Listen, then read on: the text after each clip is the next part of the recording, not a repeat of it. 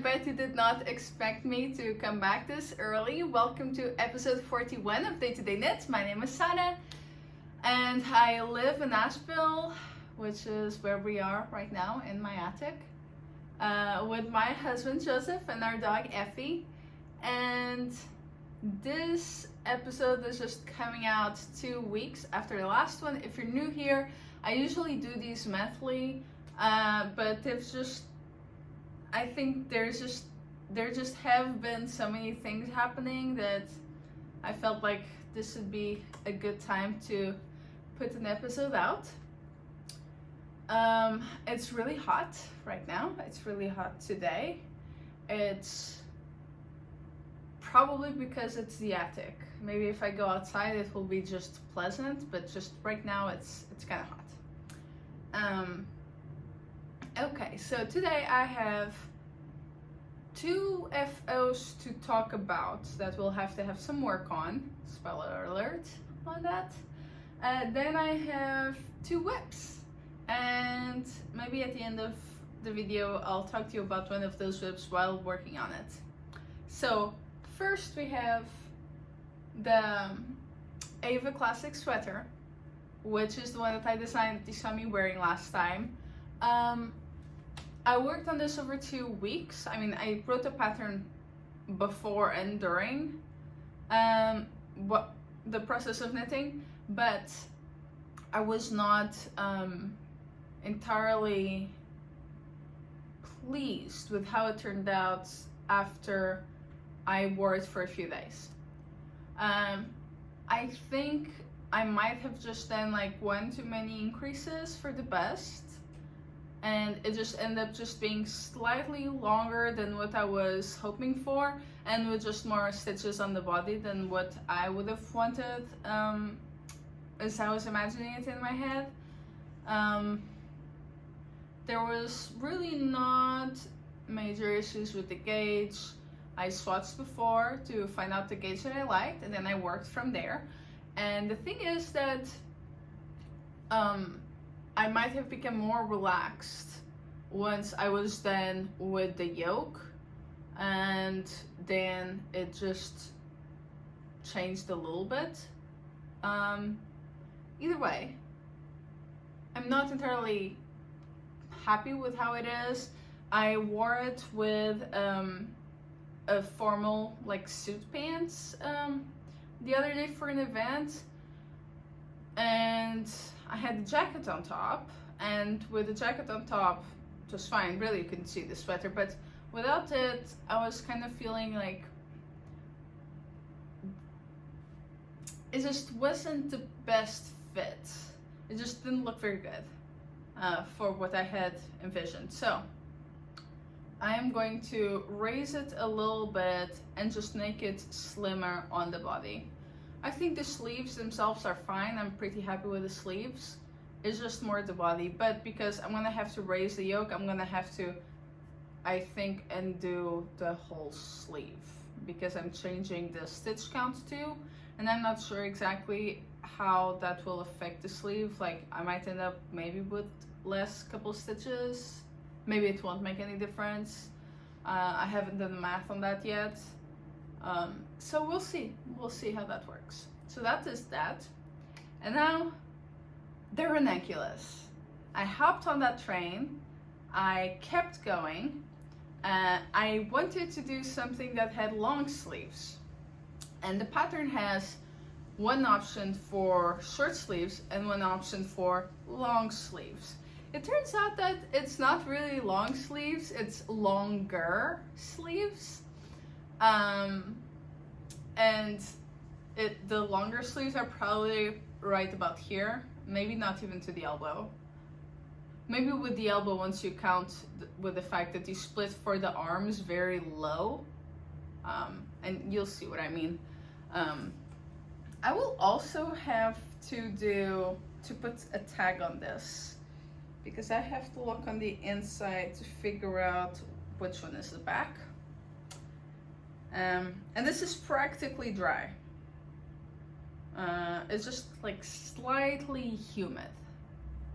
So maybe doing this will make it grow a tad but it won't be the thing that makes a lot of difference. And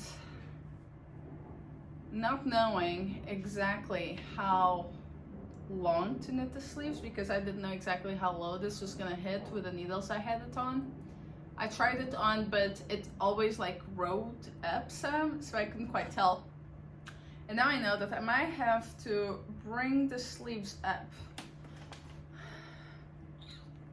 I'll bend my knees a little, but I think that right now it looks a little long, don't you think? I mean, it hasn't finished drying yet. It's super washed, so it grew a bit. Sleeve is longer than what I wanted. I also did not do any decreases on the sleeves. I wanted them to just go straight down to try that. I don't have any knitted sweaters like that, I don't think.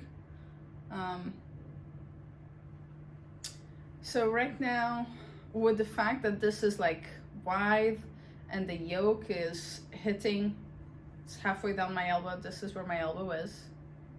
This is where my armpit is, and the yoke, it's ending somewhere there. So that mixed with the fact that this is kind of longer than what I had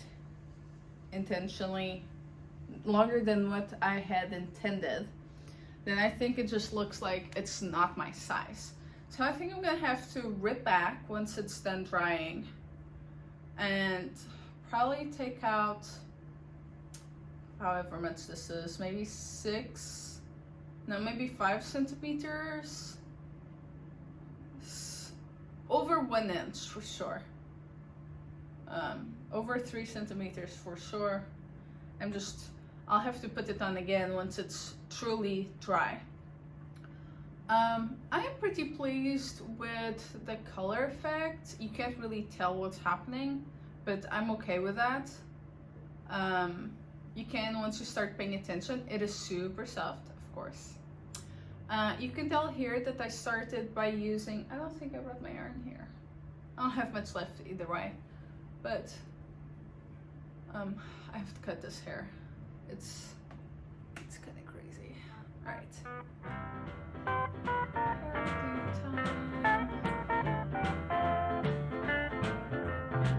I'm just one step before losing you,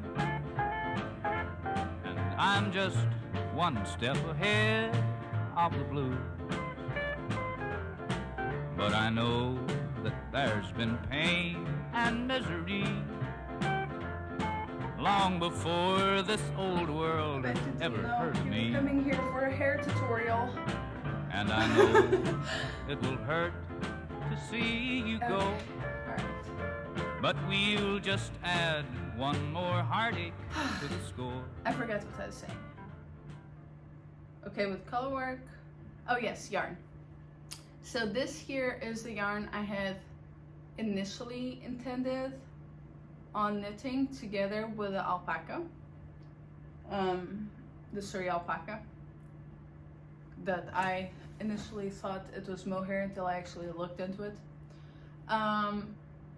And so I did that for the bind off here, which is an I-cord bind off, and for the ribbing at the bottom. And I think you can pretty tell that the rest has micro stripes.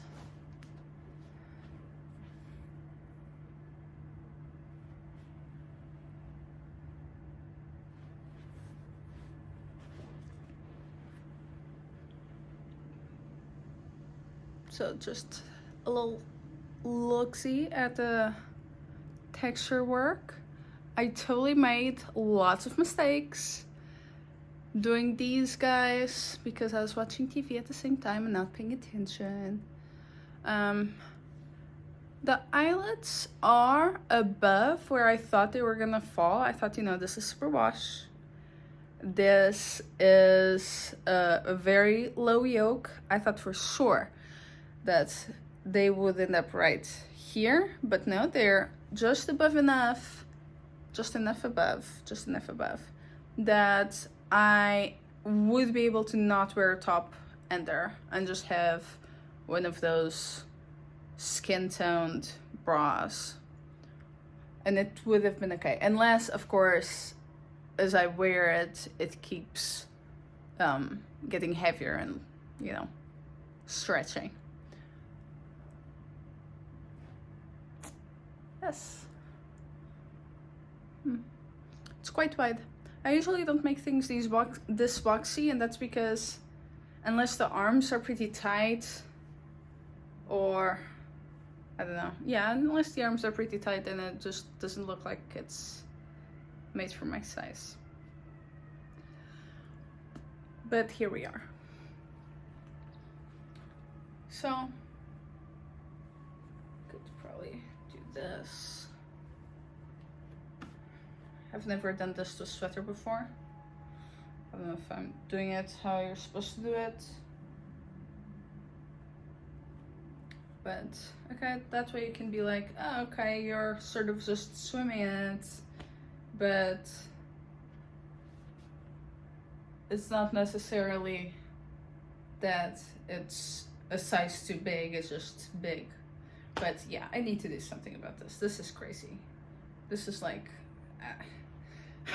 I don't know, if you have seen for a little while how I knit my projects, you know, I get to the sleeve and I think I always have ribbing. I don't think no, I don't always have ribbing. I think in my Retrosaria cardigan I don't have ribbing, I have something else going on. But it goes so well with the rest of it. This feels kind of weird. Maybe I need, you know what, maybe I need to go back and just do cinched up ribbing at the end. Maybe that would be more me. I tried this and I am not entirely sure.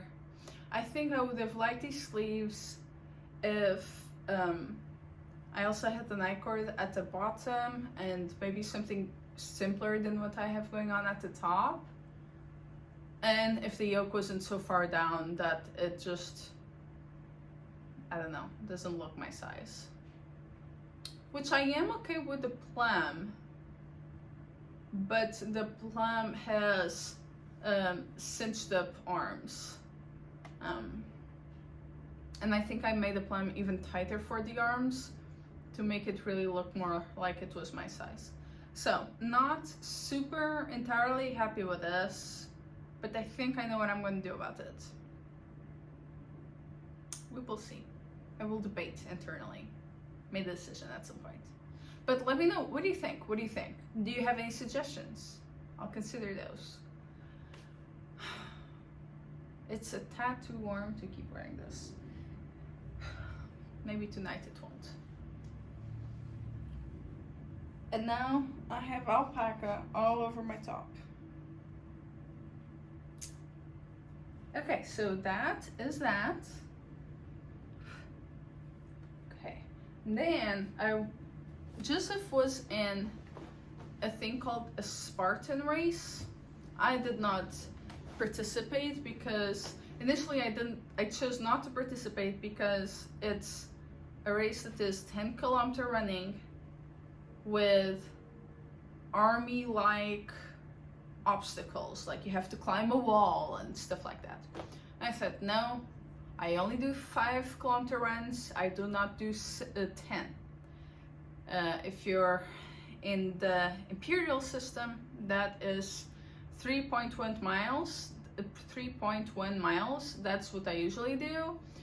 That is double, so it's 6.2 plus with the obstacles. And I said at first no to that.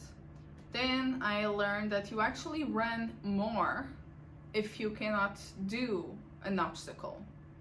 Like, say you have a bad arm, maybe you cannot climb that wall. And you know, who knows what sort of things they have. So one more reason to say no. Another reason to say no is that at some point it involves mud, and I cannot dive in a pit of mud with my glasses. I would not be able to see, and I don't wear lenses. So anyway, I didn't go to this race. I go to other races since only last year. Before that, I was not a runner at all.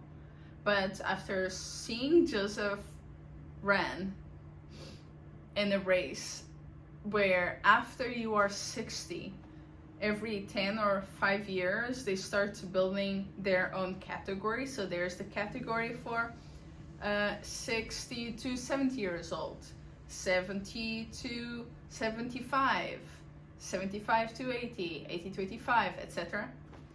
And I saw these like older people going on the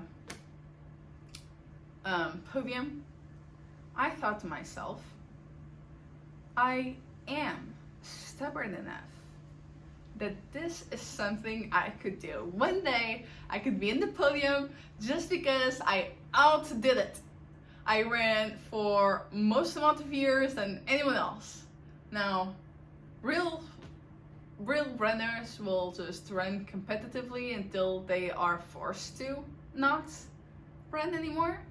Like maybe they injure themselves or get some other sort of issue that makes it impossible, or I don't know. And when I say real runners, I mean like really competitive runners. If you run, you're a runner. I don't mean that. I mean people like my personal trainer Jill, who is tomorrow running 100 miles. If a 10-kilometer run is 6.2 miles, you do the math, it's a lot. That's what matters. It's a lot. It's gonna take her the whole day. And you know, there's people like that. And that's what I mean, those real runners. They're just gonna keep running until someone forces them not to. Or their own body just makes it impossible for them to run anymore. But if I just go for 5K runs all the time, maybe I have a less chance of getting hurt, and I'll be able to run until my old age. Anyway, alright, so this is totally aside. In this project bag, which I bought at the airport in Lisbon, it has basically, it's a print of different sightseeing things in the capital of Portugal, Lisbon, or Lisboa. Right there. That's the title. The capital name. You might not be able to read it just because it's in yellow. But there's lots of monuments. You got the castle, the Portuguese flag, miniature, the trams, Portuguese music representation, fish because we're fish people, lots of different buildings, etc., etc., and famous people too. So, wait, I don't know if you could see that because I was not looking at the screen. You might not have been able to see it. Doesn't matter. Basically, this is my Portuguese bag for my Portuguese project. My Portuguese project is not a Portuguese design, it's just a project that uses only Portuguese yarns. And that is the Boho style Mosaic cardigan by Irene Lynn. I remember that now, after I couldn't remember it while meeting my friends on our online knitting group.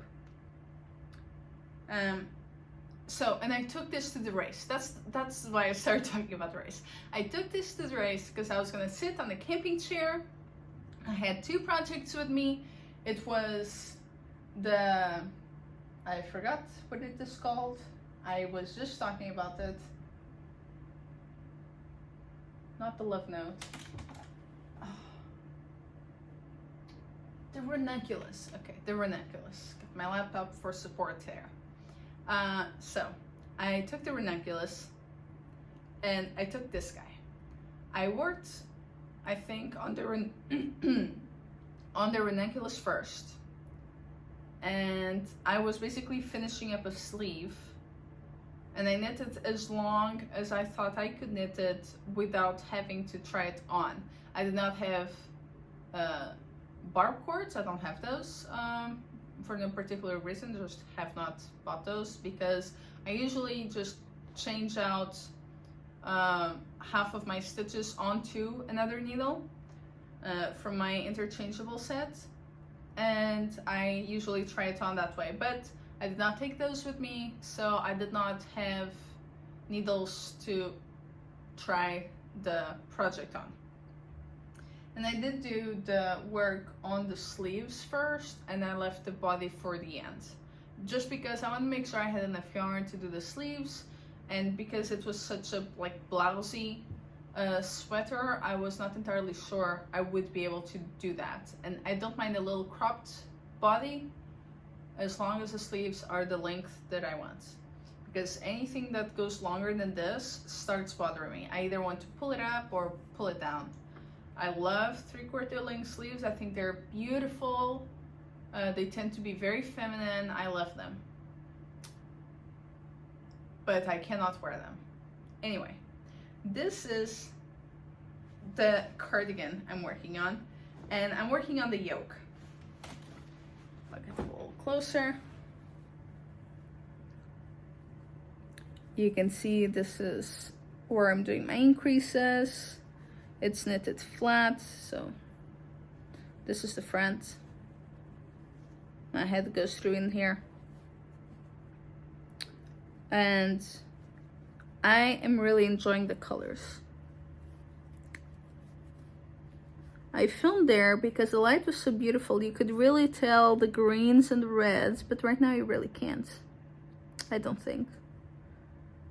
And the cloud just went over the sun. I don't know if that's helping. Okay, but I was in there on my camping chair. The weather was changing. That was something else. It started really hot, and then I was cold. I had a shawl on. I had a flannel shirt on. I had one of my wool linen tops on, the camisole number 4, and I was freezing. And I broke my needle. I broke my needles. These are my smallest needles that are made of wood. I've had them since I first started knitting. These are the needles I used for my first sock. I did not want to use these needles for this project, but it was the only way I was gonna get gauge. So, and this is knitting the Portuguese way, which is with the yarn tensioned around your neck, which really means that you can really control, without having to do extra wraps on your finger or on your wrist, you can really control how loose or tightly pulled you want your yarn to be. All the sounds. But even to get gauge with this needle, I have to pull hard on my yarn. And that just meant that I broke my bamboo needles. And now I am considering in November going to the store on the first weekend of November, possibly going to the yarn store here in Nashville and getting my first interchangeable Xiao needle and cord. Not a set, can't afford that, that's way too expensive, but a single size needle. And I'm thinking a couple of cords, like one that probably adds up to this, so I can do magic loop or work on the yoke, and maybe one a little bigger for trying it on with the body. That's what I'm thinking right now. I really think that that's what I'm going to do. We'll just have to see. I think that's it for this one. And it's just on hold, basically. Right now it's on hold. I was really enthusiastic about it. It smells so much like sheep that it's bothering my nose. I really like the smell of sheep, but I have many allergies. And I don't know if there's something in there that is just like tingling my nose. It's like not making me want to sneeze, but just enough that I can tell I am allergic to something going on here, but it's not enough to bother me once I wash it. It's just enough to bother me when I'm knitting. Okay, and that is using all the yarns here plus the 2 that I have in that bag. Then I have one more project, and this one I really have to pay attention because I keep having to rip back, plus the book Neons and Neutrals is where the pattern is, and there is no errata for this project, it seems, and I've had to go online to figure out how to knit it just because there's a couple of things that, well, this is a pattern that doesn't explain everything. Now, there are many patterns out there, for example the Ranunculus, where they explain everything. I mean everything. There's drawings for all sorts of things, descriptions for all sorts of things. It might be a good pattern if you're starting out, adventuring yourself into slightly more complicated sweaters. This is not it. This is a good pattern for if you are adventurous enough and just experienced enough and that you feel comfortable making assumptions, guesses, and interpreting pictures. And I mean photos, not drawings. So, the pattern is Xiao, and the designer is Layla Young. I don't know if I'm saying that right. Either one of those, the designer or the name. I don't know if it's Layla or Lila or something else. English is not my first language. And I'm pretty sure that At is supposed to be English. Like maybe she's Canadian or something, I don't know. But it's a word I've just never seen or heard before, I guess. So I just don't know if I'm doing it right. That's life with many words. I learn how to pronounce new words monthly at this point. Anyway, so it gives you, the pattern gives you instructions on how to cast on. The cardigan, oops, I'm halfway through a row. All right, so I have to hold my needles. But the pattern, this is the back. It's at this point it's knitted flat. I think at a certain point it starts knitting in the rounds. My color work is really colorful. I was showing it to Joseph, I think last night. And I was like, Joseph, look at this. I did not ask him a question, but he immediately smiled. And I really can't tell what he was thinking. Was he thinking, whoa, that's some color? Or was he thinking, that's so you, or what? It's my first adventure with neons. I've had some contrast colors that, compared to the base color, look very bright, but they're not neon. These are my first neons. And I am just not sure if I picked the right base, because it's really colors that I like, but it's looking very pink. And the right contrast colors for the base. But I'm not gonna rip it. I'm going to keep going with this. Really, these are two very me things put together, which they might not go perfectly well, but it's the two sides of me, one might say. One that's very calm and earthy, a little romantic, optimistic in a way, but down to earth, and one that is over the top, super enthusiastic about all the things, just jumping ahead instead of planning for years, which is something else that I do. I do both things. I plan something for years, like a decade almost, and then there's the other side of me where I'm thinking, okay, well, I want to have tomatoes, so maybe I should have them planted out back. Okay, maybe for that I need a raised bed. If I need a raised bed, I need wood. I start drawing a sketch. This is all like within minutes. And then I'm like texting Joseph, we have to go to the store. I want to buy wood. I want to build this thing and that thing, and I want to plant tomatoes and peppers and watermelons and pumpkins and peas and green beans and etc. And really these are all things that we have tried to plant this summer. Several of them were successful. The peas were not. The pumpkin got attacked by hundreds of bugs that only attack that type of plant. I don't know how they got there, but they did. And they took advantage of it. Alright, so I'll get closer to show you guys. So like super calm, super earthy, super me. And now we're starting to get sun. Super bright, also super me. These are actually similar colors to my bicycle that I picked. I picked each part to have those colors. And you can tell how these sort of look like hearts, while in the project they look like arrows. So let me grab the book and show you how in the photo they mostly look like arrows instead of upside down hearts.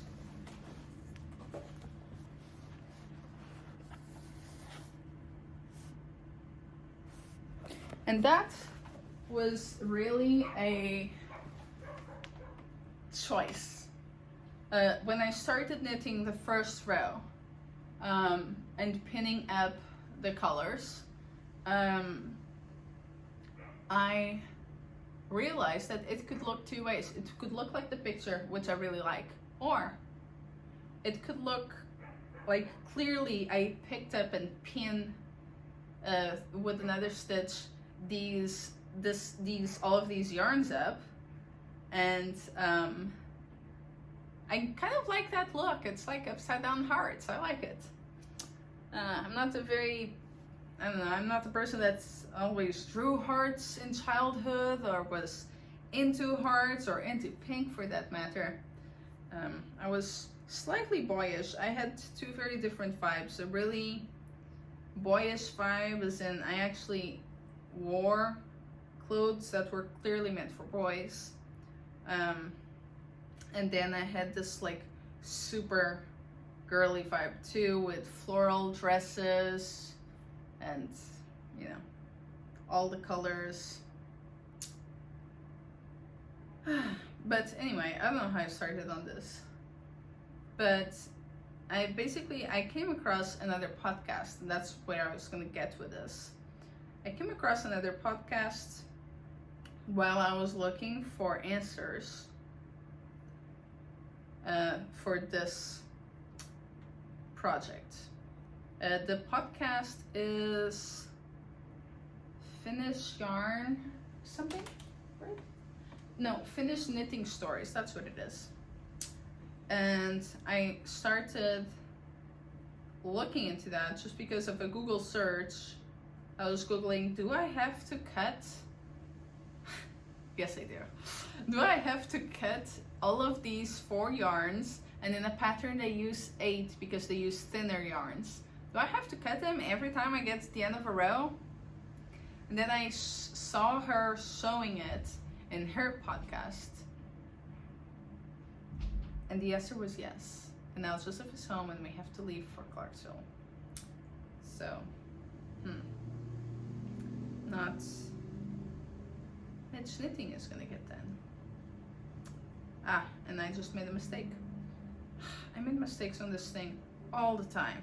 But the thing is that usually 5 stitches into it, I found out that I did a mistake, and it's the same mistake over and over again. Now, when you start, the instructions for the top are very clear, but when you have to start working on the color work,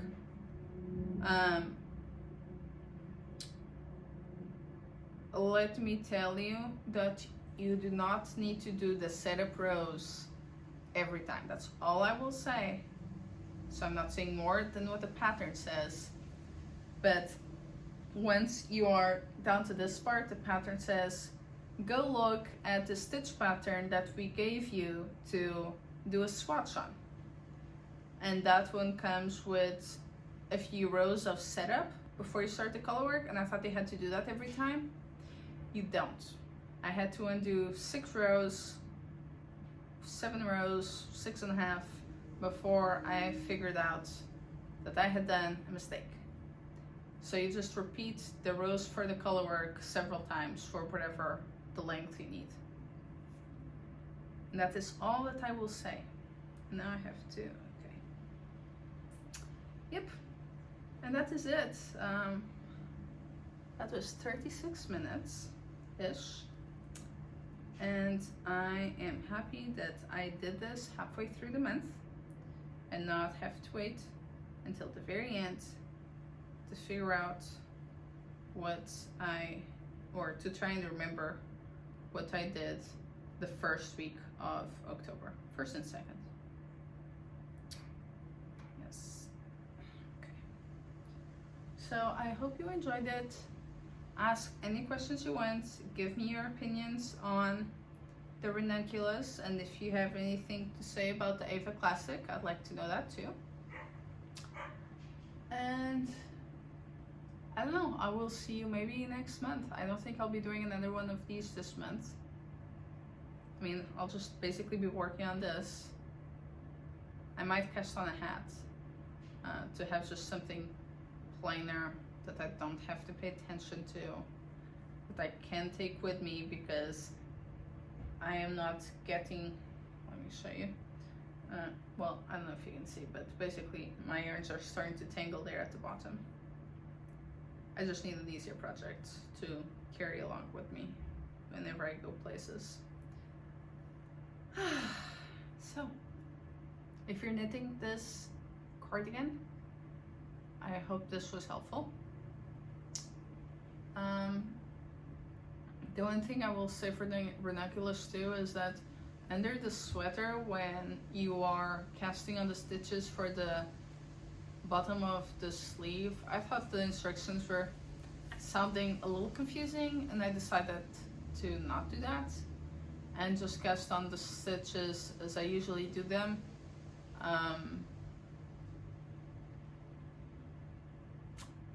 After I found out the amount of stitches I needed. So that was it. Please don't forget to like, subscribe if you haven't, leave a comment. I always read those. And I hope you have a great rest of the month. Bye!